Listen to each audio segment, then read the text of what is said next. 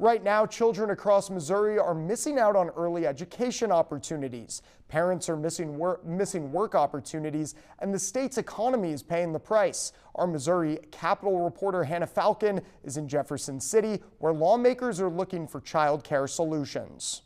Joy and Gladness Children's Academy is much more than just Technicolor walls and nostalgic toys.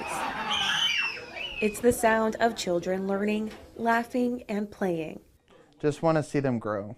That simple desire is what drives Aaron Schwartz to work in childcare. So we try our best to work with parents so that they can send their kids to preschool. They don't have to just keep their kids at home. 3/4 of Missouri counties are childcare deserts, meaning families are struggling to find quality care and providers are struggling to survive.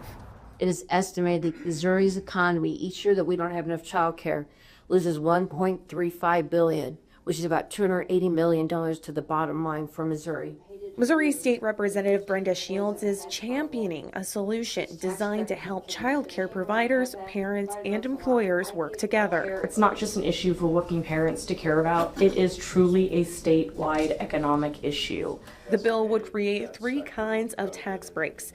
One for donors who support child care, one for providers, and one for employers who help their employees access affordable care.